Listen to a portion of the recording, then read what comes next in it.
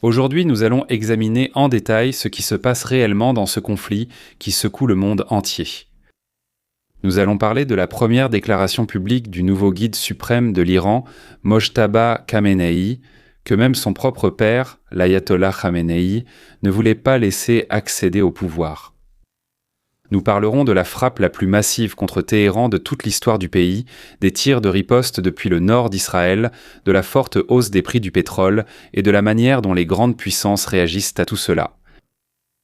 Nous aborderons également les rumeurs concernant une possible menace iranienne envers la Californie, les frappes contre les pays voisins, ainsi que le discours de paix que Téhéran avance avec une menace à peine voilée.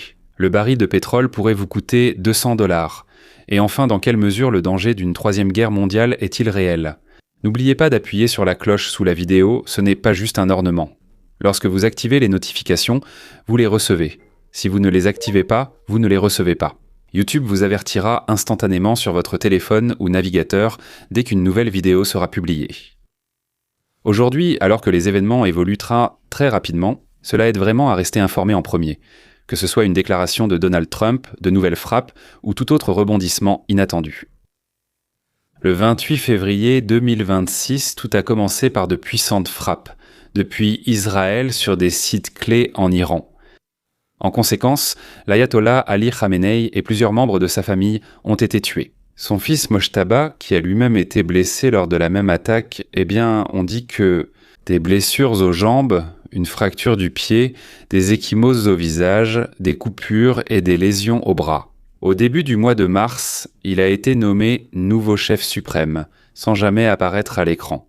Et le 12 mars, son premier discours public à la nation est apparu, mais il n'a pas été enregistré en vidéo, il ne s'est rendu nulle part, il ne l'a pas enregistré lui-même, même pas un message audio, il n'est pas intervenu en personne.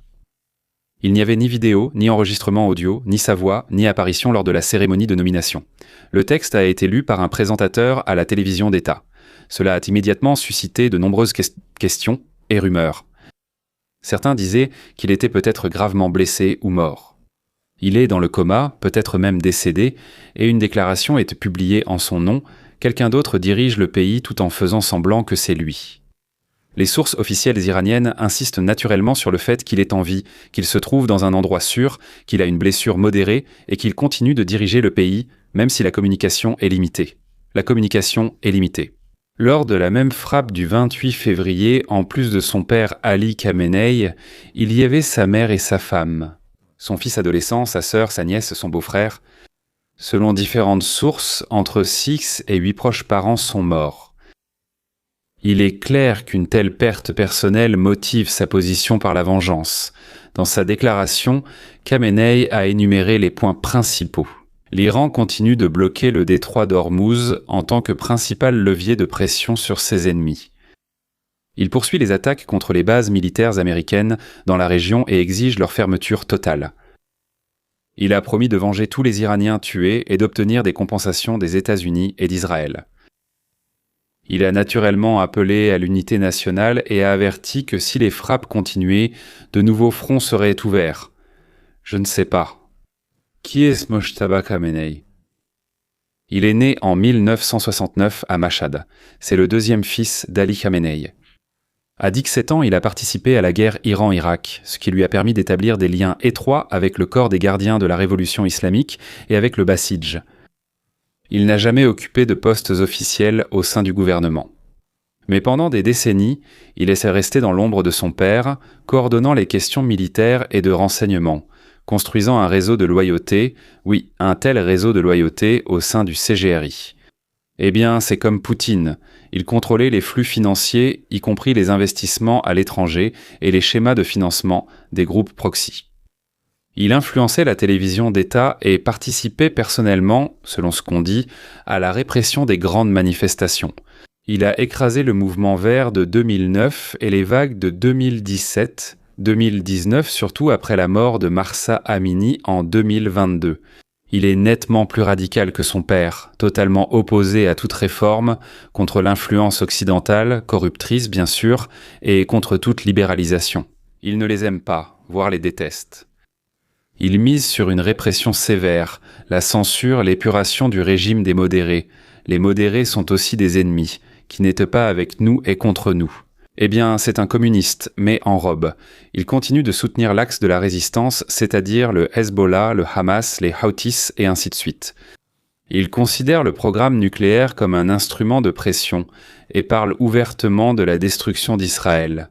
Un dirigeant remarquable pour l'Iran. Sa nomination est un signal que l'Iran adopte une ligne plus dure. Aucun compromis avec l'Occident, la survie du régime uniquement par la force, la répression à l'intérieur et la confrontation à l'extérieur. Voilà, il est intéressant de noter que le président iranien a publié un message d'un ton et d'un sens complètement différents, mais nous y reviendrons. Le coup le plus puissant contre Téhéran a eu lieu dans la nuit du 11 mars. En 12 jours de guerre, plus de 5000 cibles ont été touchées. Vous vous rendez compte ? En 12 jours de guerre, 5000 cibles. Quelles sont ces cibles ? Des bases militaires, des installations nucléaires, des dépôts de pétrole. Les habitants parlent d'un enfer sur Terre, ciel en feu, rues couvertes de débris, sirènes incessantes. En réponse, l'Iran et ce qu'il reste du Hezbollah ont bombardé le nord d'Israël, des missiles Khaybar Shikan.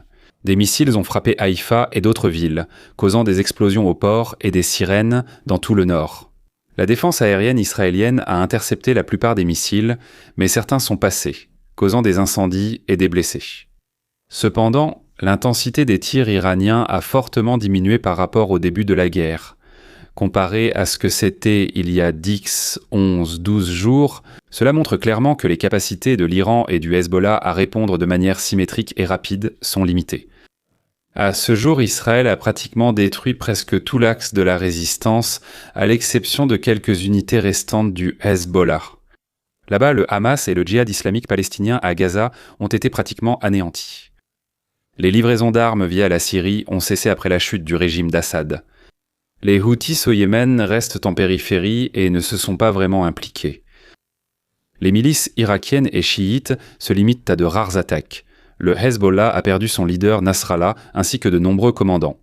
La plupart des missiles et la liberté d'action dans le sud du Liban ont été perdus, même si certains groupes lancent encore des roquettes et des drones, et il en reste des centaines pour l'instant. Ce n'est plus aussi important, mais il en reste des centaines. Les prix du pétrole, les prix mondiaux ont réagi instantanément au début de toute cette histoire, surtout à la fermeture du détroit d'Ormuz. Le baril était à $70 pour ainsi dire, et soudain il a bondi à 120 au début du mois de mars, et la Russie s'en est réjouie, comme vous pouvez l'imaginer. Ils se sont maintenant stabilisés autour de 90 à 100. L'Iran a effectivement perturbé le transit par le détroit d'Ormuz. 20% du pétrole mondial, comme je l'ai déjà dit à plusieurs reprises, ce sont des pétroliers, des cargos, des vraquiers et ainsi de suite. Là-bas, des mines étaient constamment dispersées. Maintenant, il semble que nous les ayons détruits, ces mêmes navires qui posaient dans les mines. Il me semble que nous en avons détruit 19 ou 20. La menace constante que nous allions, je crois, ouvrir le feu. Le trafic s'est presque arrêté et cela a rendu la Chine furieuse, ce qui est positif. D'accord, on en parlera plus tard. Il y a eu des frappes contre des installations pétrolières en Arabie Saoudite, au Qatar, à Bahreïn et à Oman. Il y a des dégâts, mais pas de coupure totale. Ces pays se réorganisent, détruisent les flux et renforcent leur défense aérienne avec l'aide des États-Unis. L'Iran menace de tout faire pour que le prix atteigne $200 le baril si la guerre continue. L'essence aux États-Unis a déjà augmenté d'environ 15%, mais en moyenne, elle coûte $3,57 le gallon. En Europe, c'est encore plus cher. Cela alimente l'inflation, bien sûr, car cela augmente le risque de récession sur les marchés boursiers. La Chine et la Russie adoptent une position très prudente. Elles condamnent les frappes des États-Unis et d'Israël. Elles appellent Israël à une désescalade immédiate et à un cessez-le-feu, mais ne sont en aucun cas prêtes à s'engager dans un conflit militaire direct. La Chine, elle évacue ses citoyens d'Iran, mais en même temps, elle exprime ouvertement son mécontentement face à la hausse des prix et à la perturbation des livraisons de pétrole, avertissant à plusieurs reprises Téhéran de ne pas interrompre le transit. Et pour Téhéran, c'est le principal moyen de défense. Mais le principal, pour ainsi dire, protecteur de cela, n'en veut pas. C'est le principal point de conflit. Au Conseil de sécurité de l'ONU, ils tentent d'adopter une résolution sur le cessez-le-feu, mais les États-Unis opposent leur veto. L'ONU est une organisation idiote, mais comme on dit, même d'une chèvre galeuse, on peut parfois tirer un peu de lait ou quelque chose comme ça. L'Iran, en fait, n'a personne sur qui compter. Il n'y a pas d'aide militaire réelle et il n'y en aura pas. Les proxys sont affaiblis et les parrains ne font que du travail diplomatique. Des mots, encore des mots, qui ne veulent absolument rien dire, autrement dit, ils ne valent rien. Il y a des rumeurs sur la préparation d'une certaine attaque iranienne contre la Californie. Le FBI nous avait déjà averti en février de la possibilité de drones lancés depuis un navire non identifié au large des côtes américaines, mais les cibles n'étaient pas précisées. On ignore s'il s'agit de bases militaires, de ports ou de Los Angeles, rien n'est confirmé. L'Iran continue de frapper ses voisins. Depuis le 28 février, contre Bahreïn, le Qatar, les Émirats, le Koweït, Oman, l'Arabie Saoudite et même l'Irak. Le président Pezeshkian, ça ressemble beaucoup à un nom arménien en yen, s'excuse publiquement et promet d'arrêter. Mais le même jour, au moment de son discours, les gardiens de la révolution frappent 3 de ces pays. Cela montre un écart très sérieux. Les attaques contre les pays arabes ont été une grave erreur. Désormais, ces États ont une justification morale et politique totale pour s'unir à Israël contre l'Iran. C'est ainsi d'ailleurs qu'une alliance militaire entre les sunnites et les juifs se forme, ce qui n'est pas du tout une mauvaise chose. 2 fois, des missiles iraniens ont volé en direction de la Turquie. D'un pays neutre, elle est devenue un adversaire, pour l'instant seulement en parole. Les subordonnés commettent erreur sur erreur. La condition de paix du président iranien est la suivante. Arrêt immédiat des frappes, retrait complet des troupes américaines de la région, reconnaissance internationale du droit de l'Iran à un programme nucléaire et paiement de compensation. C'est comme ça que les vainqueurs écrivent « non ». Une telle paix, nous vous avons vaincus, alors rendez-vous et nous dicterons toutes les conditions, c'est ce que nous écrirons. Sinon, si nous ne faisons rien de tout cela, nous lancerons une attaque continue et un blocus total du détroit d'Ormuz. Et la Chine, à ce moment-là, dit « n'osez rien faire de tel ». Eh bien, personne, bien sûr, même les Iraniens, ne croit un seul mot de ce qu'il a dit, écrit là-bas, etc. Cela ressemble beaucoup aux exigences de Zelensky envers la Russie. Tant que vous ne quitterez pas l'Ukraine, nous ne négocierons pas avec vous. Ils répondent « nous ne voulions ni partir ni négocier ». Trump a répondu à sa manière, c'est-à-dire de façon dure. Nous avons déjà gagné. Continuez jusqu'à ce que l'Iran perde complètement sa capacité à porter des frappes. Beaucoup d'experts et de responsables politiques évoquent la Troisième Guerre mondiale, sans vraiment préciser contre qui ni avec qui elle se déroulerait. Le conflit reste régional, avec la participation du Liban, du Yémen, des pays arabes qui ont été visés par des tirs. Même si l'Iran tente de fermer totalement le détroit d'Ormuz, cela entraînerait une grave escalade, mais qui déclencherait vraiment une guerre mondiale. La Chine et la Russie montrent qu'elles refusent une guerre mondiale et ne veulent pas affronter directement les États-Unis. Sans réel soutien, l'Iran ne peut changer radicalement l'équilibre des forces. Aucun pays ou coalition n'est à la fois capable et prêt à faire la guerre simultanément aux États-Unis et à Israël. Les fantasmes de Tucker Carlson, selon lesquels Israël serait soi-disant prêt à laisser tomber l'Amérique et à conclure une alliance avec l'Inde. Personnellement, cela me semble totalement inadéquat. Ce n'est même pas drôle, c'est juste délirant, je ne veux pas perdre de temps à analyser cela. Regardons la situation de façon lucide. L'Amérique, sous la direction de Donald Trump, démontre précisément la force et la détermination requises. Les forces armées des États-Unis mènent des opérations ciblées et très efficaces. Israël et les pays arabes modérés agissent de manière coordonnée et réussie. L'Iran a perdu presque tous ses proxys, son économie est au bord de l'effondrement et son nouveau dirigeant doit se cacher et ne peut apparaître en public. Les prix du pétrole ont bien sûr augmenté, mais l'Amérique a déjà libéré d'énormes volumes de ses réserves et augmente sa propre production, tout en devenant de moins en moins dépendante du Moyen-Orient. Donald Trump a été clair. Aucune concession aux terroristes, aucune faiblesse, aucun régime radical ne dictera la paix. Tout va dans ce sens. Que l'Iran sera contraint soit de capituler, soit de perdre la capacité de poursuivre la guerre. Au final, les prix se stabiliseront, la menace d'un conflit mondial restera au niveau des discussions et l'Amérique confirmera à nouveau son leadership. Le 12 mars, le président Donald Trump a pris la parole lors d'un rassemblement dans le Kentucky, où il a détaillé la situation actuelle avec l'Iran. Il a déclaré que l'Amérique avait déjà accompli la mission principale pour laquelle elle s'était engagée dans le conflit. Les Ukrainiens ont sérieusement affaibli la capacité de l'Iran à mener des opérations militaires et à produire des armes. Selon Trump, le potentiel militaire de l'Iran a été gravement dégradé.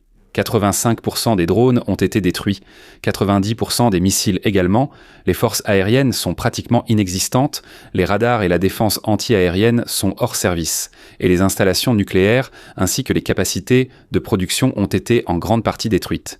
Au final, en règle générale, Kentucky. L'Iran sera contraint de se concentrer uniquement sur la reconstruction de son infrastructure et de son économie, sans réelle capacité d'agression ni possibilité de se réarmer rapidement. C'est si la clique actuelle reste au pouvoir. Cependant, Donald Trump a rapidement ajouté une réserve importante. Nous comprenons tous très bien que si le régime actuel reste au pouvoir en Iran, il redeviendra tôt ou tard la même menace qu'il était à Charlie. C'est pourquoi l'objectif final des États-Unis n'est pas simplement une victoire militaire, mais la création de conditions dans lesquelles le peuple iranien prendra lui-même la situation en main, renversera le régime en place et décidera de manière indépendante quelle forme de gouvernement il souhaite instaurer dans son pays. Mais comme on le sait, une population désarmée ne peut renverser personne.